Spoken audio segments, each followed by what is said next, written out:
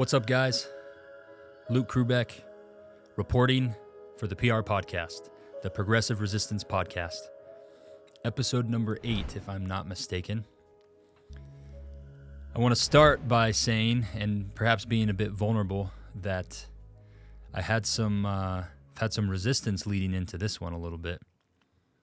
What is resistance? Resistance is what we feel and what we fight in the pursuit of our goals and the pursuit of trying to grow, trying to develop into the character that we want to be, the person that we want to be, the life that we want to live, all of those things. We're going to run into resistance. And it happens for various reasons. It's a busy time. We're just coming out of the holiday. I myself, like probably a lot of you, have a lot of different irons in the fire that take up a lot of energy, that take up a lot of time, whether it's family, raising children, businesses, multiple businesses, my own personal goals, fitness goals, everything that rolls into it, human relationship, all of these things, there's a chance for some resistance to step in and maybe tell you all the reasons why it's not going to work, all the reasons why you shouldn't be doing it. But we have to combat that. I've talked about this previously in other episodes where I share the idea that the best way to combat the resistance that we're going to feel is to do it anyways. So I even had hesitation about sitting down and doing this podcast because head was being pulled in 3-4 different ways. But here we are. We're going to do it anyways. We're going to fight that resistance. We're going to show up for ourselves. I'm going to show up for you guys and keep working on that process of building the better you, right? Build the better me. So let's talk about, on this episode, let's talk about the fact that we're about to round a corner on a new year. A new year, a new you, right? All those cliche things that come up this time of year. What are your New Year's resolutions? What are we changing? What are our goals? All that kind of stuff. And I think it's great. I think it's important to talk about it.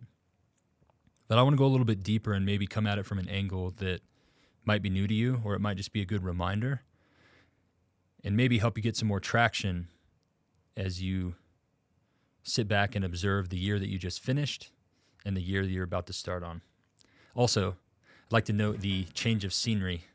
We're in the office here at the Barbell Club, so you might hear a little bit more external noise than you're used to hearing, some plates banging around, doors opening, closing, but we thought it'd be a nice little change of venue. So let's talk about it. New year, new you, what does that mean? What do we do at the end of a year and at the start of a new one?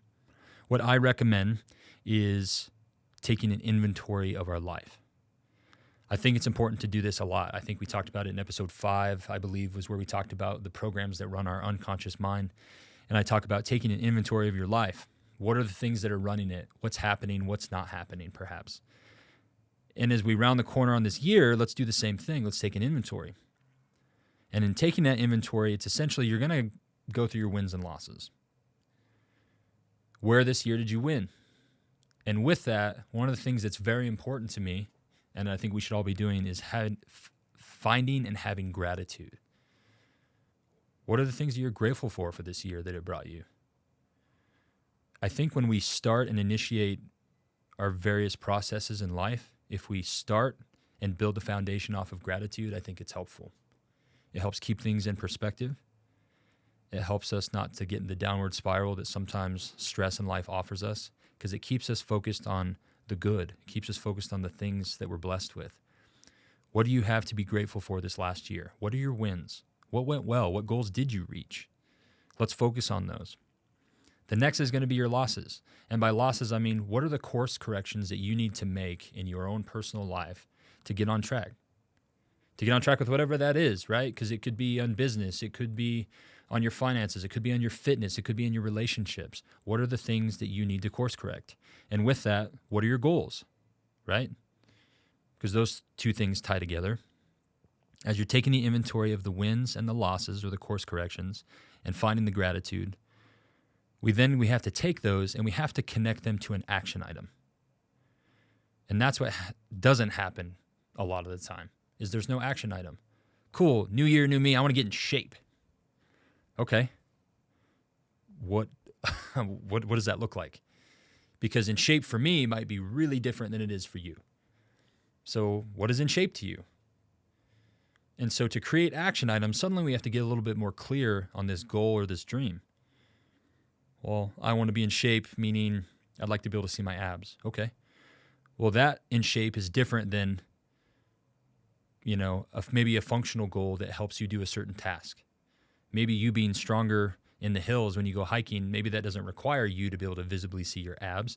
So the program might look different on what you eat or what you don't eat, how you train, all of those things. But we have to find our action items. So what are your action items? Take the inventory. What were your wins? What do you have gratitude for? And remember, the gratitude doesn't always have to be just for the wins and the good things. Success in life comes from having gratitude even in our losses. Gratitude even when things aren't going great. Gratitude when life gets hard. If we can find a way to plug in gratitude during those hard times, we're going to have greater success getting through them. This year brought some challenges, some loss, some death, a lot of things to my life that were challenging and difficult. But if we can find gratitude in them, it's easier to weather that storm. And I believe Lucas Krubeck theory, but it's not maybe the storms that we have to weather, but how we weather them that defines us and who we are. And I believe it to my core. If you can find gratitude in those hardships, you're going to get on the other side of it with greater success. I remember when I saw Jordan Peterson live, he talked about gratitude in the same concept of finding gratitude in all things, even in the bad. And I think he said, quote unquote, because why the hell not? Like, what other option is there? And it's true. It's how we weather that storm that will help define us and ultimately help us along our way. So we've got to take the inventory. So I want to take this and I want to tie it into me personally and just maybe give some examples of my own life as I'm taking an inventory of this last year and the year that I have coming. So let's just talk about those things. So some of the action items that I had come up with this last year, and not necessarily in a specific order, and there's more than these, but these are the few that I chose because they're somewhat connected to what I'm sitting here doing right now.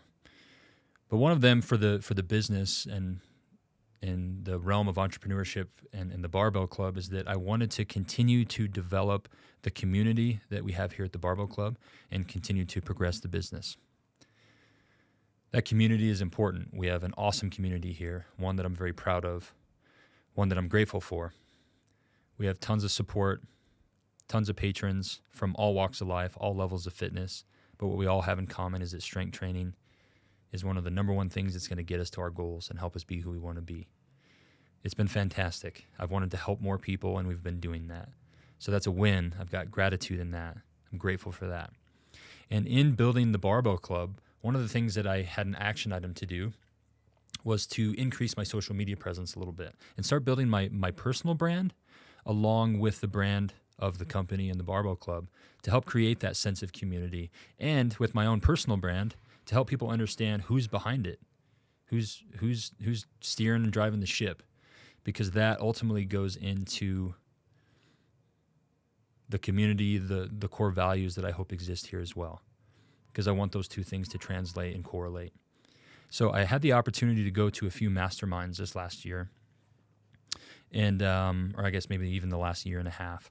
And so shout out to Vertical Union, Rob Bailey and Keaton Hoskins, the muscle, for putting on Vertical Union events and giving us an opportunity to rub elbows with like-minded people and to be in rooms. I keep saying helps me get in rooms that I don't deserve to be in, but rub elbows with people that are perhaps living a life I want to live and that can help get me on track with my own goals in my own life. But as I left these masterminds, it was important to me to leave there with an action item, because I didn't want to leave there and be like, wow, that was awesome. What a great event. I'm so motivated. I've talked about this before, that motivation is kind of bullshit. It's short-lived. But we got to have the discipline. We got to have the action items. We have to have these pieces plugged in to facilitate that change. So when I left these, I was like, okay, what's my action item? And on one of them, I left going, okay, I want to increase my social media presence a little bit and start building that personal brand a bit. So I started doing that on my own. and started trying to post more, doing some more reels, some more videos, trying to educate, motivate, entertain, doing all those things. And then when I left the second one, I left thinking pretty strongly about the action item of starting a podcast. And boy, did that seem daunting. So again, I talked earlier, I'm like, we got to figure out what these goals look like.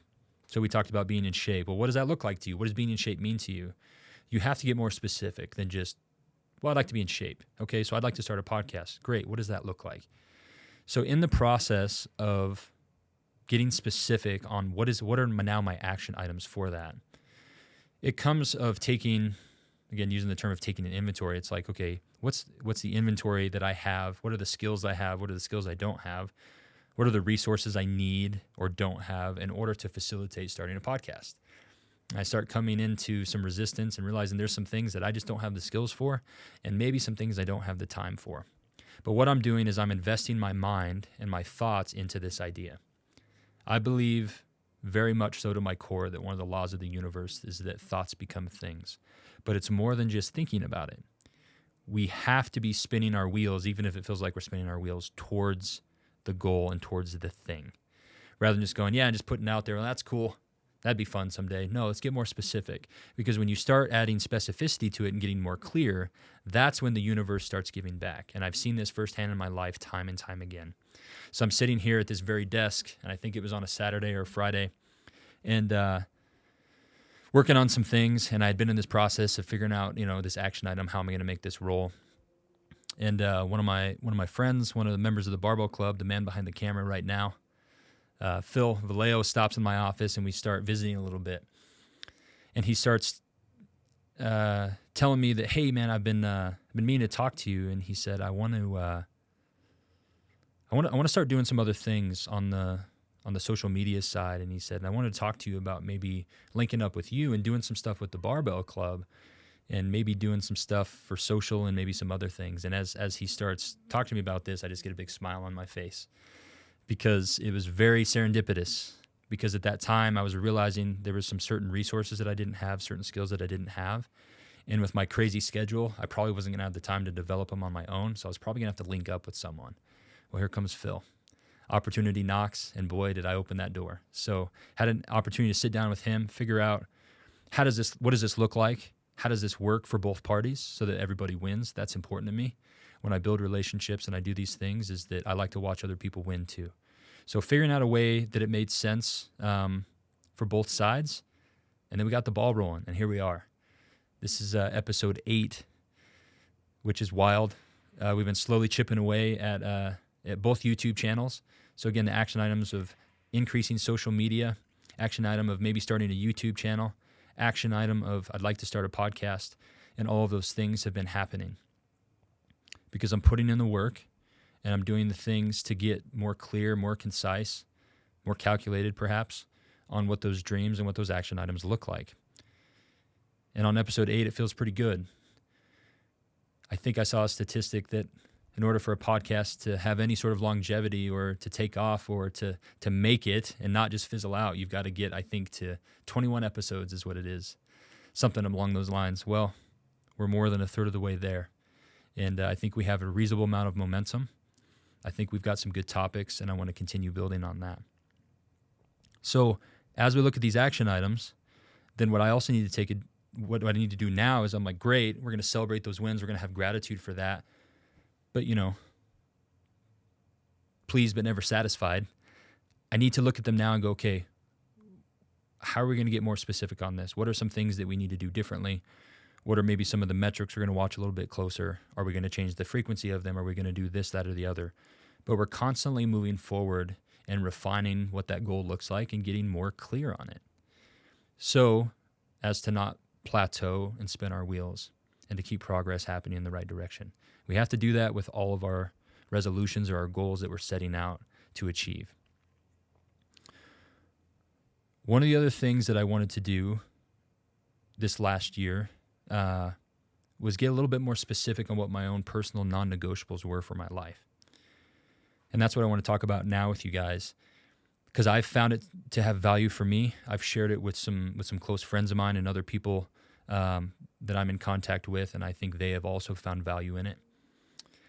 I took it, of course, from someone else and got ideas from this, and none of us are doing anything original at this point, but I was exposed to the concept of it and then applied it and then tweaked it a little bit and made it my own. But I'm going to share with you what I did with my personal non-negotiables, and perhaps it can help you. What I chose to do was that I recognized that life is about health. And health means lots of different things, and there's also categories of health. So I chose to divide my life into 5 categories of health.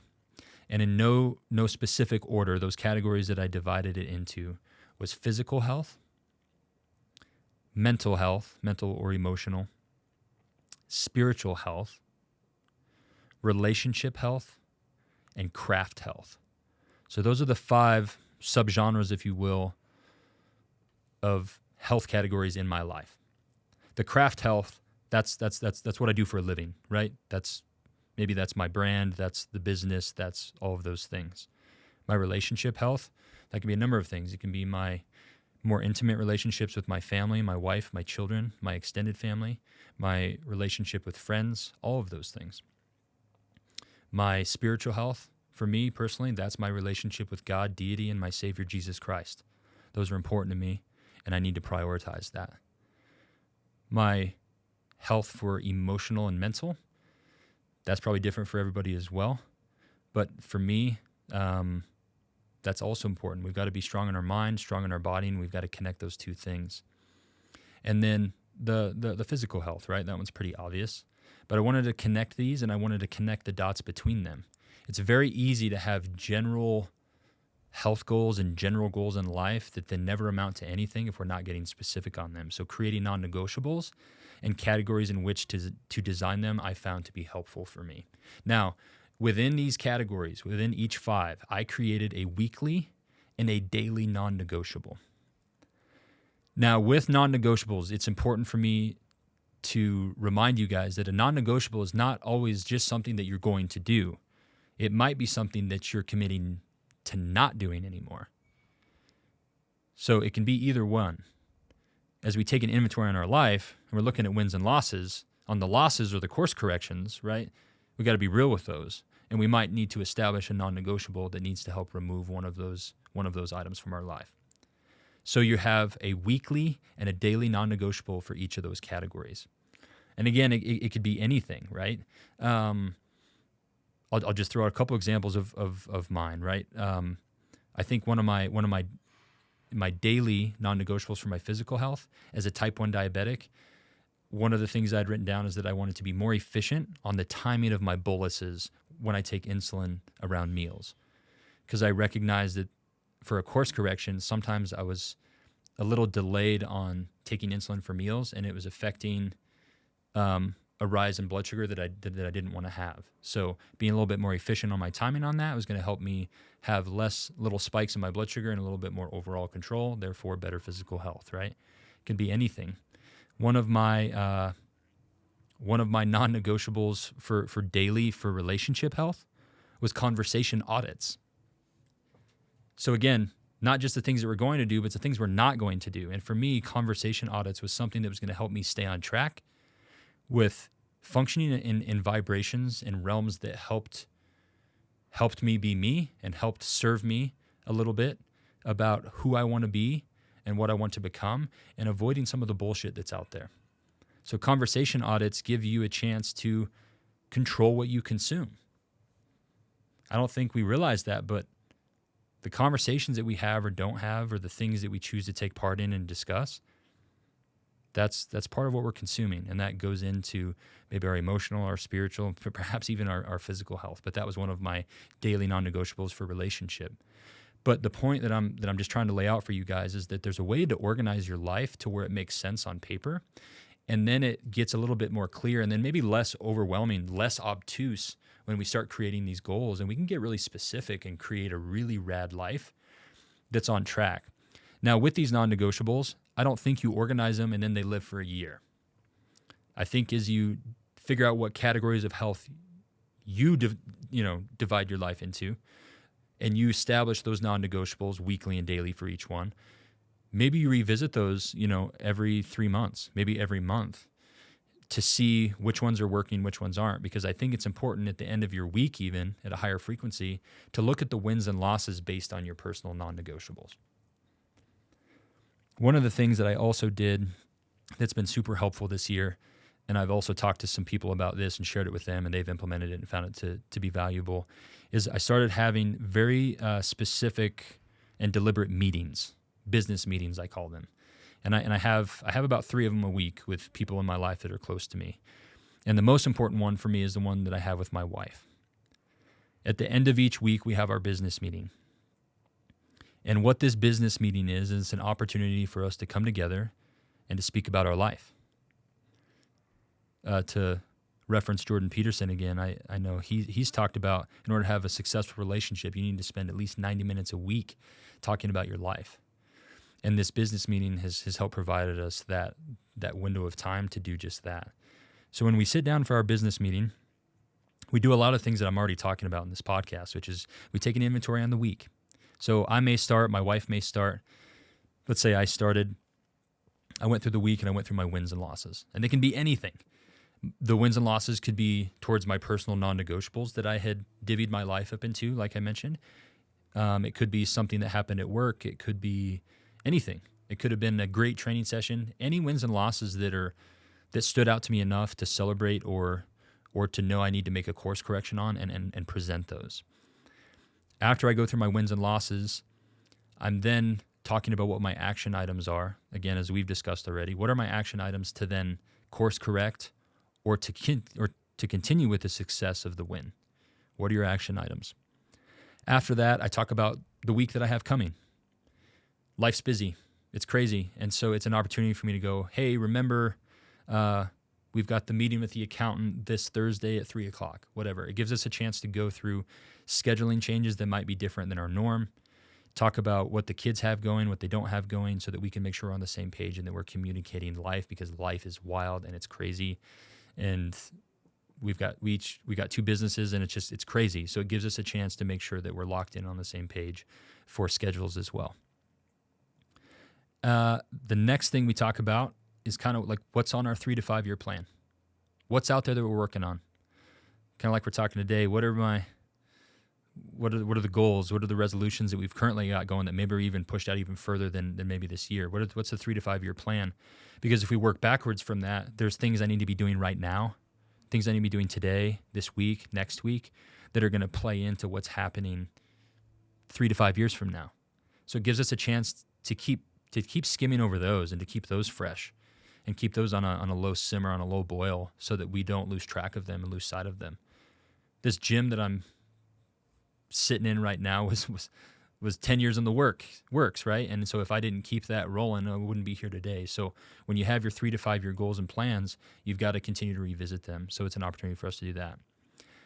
After that, if I had started on the meeting, then I get a chance to give my wife an opportunity, a safe place, to let me know where that last week I freaking crushed it as her husband, and where that week I fell short. So when we call it a business meeting together because it needs to be objective. So I want that business meeting to also be like, a proverbial 4 walls that we sit between, where we kind of set emotion aside to where she can present things like that. Because maybe there's things that happened last week. Maybe I did something that I even realized was a big deal, but it made all the difference in the world to her and made her day, right? Or maybe there was something that I'm doing that I'm not aware of that's slowly killing her inside and makes her want to kill me in my sleep. I need to know about these things. So it gives us a chance to run through those and, again, to be on the same page. So she can present those things and I can know what corrections I need to be making if I was not aware of them. And it gives us a chance to maybe work through anything that maybe happened earlier in the week. Maybe there was a brief argument or disagreement that never really got handled. It gives us a chance to talk about that again too. And then the next person would go. So then she would share her wins and losses. She'd talk about her action items. She'd talk about her schedule that week so that we can be correlated and on the same page. And then we talk again about the 3 to 5 year goals, which typically involve both of us, but maybe hers is more specific to the salon we own and not the gym, right? And then she gets a chance to ask me the same thing, and we can be on the same page and we can communicate. Most of our issues relationship-wise come down to communication or lack thereof. So it's a wonderful way to implement that into your life, specifically just because we're all so damn busy. So we've been doing that, and that's been a huge win. And again, that's connected to my non-negotiables that I created and the subcategories of life and the categories of health that I've designed everything into. So I wanted to share those with you guys because I thought it might be something that's helpful for you to carry forward in your own life in some version or another. And take that, and maybe you've got ideas to make it better. Do it. But sometimes it's just a starting point is what we need. And then we can have a launch point from there. So as we round the corner on this year, we celebrated another trip around the sun, and we're about to start a new one. I encourage you guys to take an inventory on your life. I encourage you to find gratitude. Celebrate your wins. Celebrate the success you're having. The inventory helps you look back and be like, what changes did I make? What goals did I set last year? What action items did I have? Did I make the corrections that I needed to make? Go through that stuff, because otherwise we're just spinning our wheels and we're not going to make the progress. Find where you need to make course corrections. Some of this, too, is all prefaced with figuring out, what do you want out of your life? Who do you want to be? What do you want to do? And that's at any age. I don't care if you're 18, 19 and figuring out what you want to be when you grow up, or if you're 35 and you feel stuck and you never figured out what you want to be when you grow up. This is your life. I also want to remind you of that. It's your life. You are the main character. You are the director. And if you don't like something about it, then for hell's sakes, change it. It's on you, man. Nobody else. And it's the same for me. I have to do this for me. If I don't look at my life the way that I'm talking, if I don't take this inventory, if I don't do these things, then I can't show up for the people that matter the most to me the way I want to show up. I can't build this business into what I want it to be. I can't create the community. I can't do any of it unless I'm taking this inventory on my personal life. It is your life. Take a hold of it, and please don't waste it. I mentioned that we experienced some loss this year. We had some people that were close to me that passed away. It's never easy to lose people, especially not easy when you feel like it's premature. We don't know what we get. We don't know when our expiration date is. So don't waste it. Don't waste it. I want to spend, even if I don't reach my goals, even if those 3 to 5 year plans, even if I don't get there, I want to spend today trying to lean into it to get there and lean into being the person that I need to be that's going to help me get there, because at least it was time well spent. I want to show up for my people the way I need to show up. I'm not perfect, not even freaking close. And that's one of the reasons I'm doing this. I said this on episode 1. I'm doing this as much for me as I am for you guys. I need to hear these things too. Preaching about personal development, you're not disqualified for that because you're human. We're all human. I want to help people. I want to help myself. And if more people are investing into themselves, man, the world would be a better place for that. If you're looking at this year that's coming, you're not sure what you need to be doing or what you need to be investing in, maybe that's it. Maybe it's you investing into yourself. And I don't know what that looks like. You got to figure that out. Maybe that's investing into your fitness. Maybe it's not putting that aside anymore. Maybe it's going to counseling and sitting on the couch of tears like I've been doing for 4 years now or whatever it is. Invest into yourself because that's what matters. And it's not selfish either, because if you invest in yourself appropriately, you're going to be able to show up the way you need to show up. And you're going to be able to help more people and bless more people if your house is in order. And that might start with some really simple things like figuring out what are your categories of health and what are your non-negotiables within them. Please don't wait. You don't know how much time you got. Don't push it off. Get specific. Get really clear. Get concise on what your action items are, what your resolutions are, what your goals are. And include fitness in it, guys. If you don't have fitness and you don't have strength training as a regular part of your life, you are missing out, because I am telling you, I've said it time and time again. I bet I say it 100 times a week. If people would give strength training a chance, it's a tributary of positivity for the rest of their life. It's going to create positive momentum in so many other things because of the nature of it. It gets you thinking about what you're eating, what you're not eating. So suddenly nutrition might improve innately. How much water you're drinking. You're going to feel better. You're going to have more confidence because your clothes are fitting different. You feel stronger. You're going to maybe have to take less medication in the future or less medication now. The possibilities are endless when you invest in yourself, especially from a fitness aspect. So maybe that's a great place to start. Whatever it is, I encourage you guys to take an inventory of your life. It's your responsibility and no one else's. We have free agency. Use it.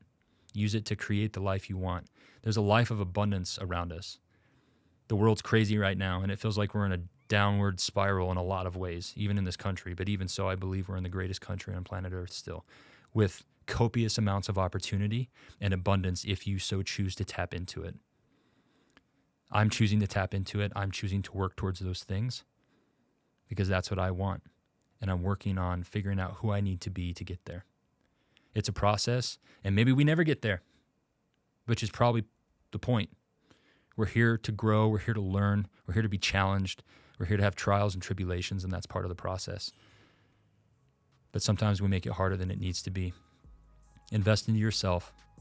Build the better you. Let's get some PRs. This Progressive Resistance podcast is here to help you, here to help me. I hope you like it. And I hope you got something out of this message today. Wishing you the very best on this new year of 2024. And let's do that, guys. Let's build the better you.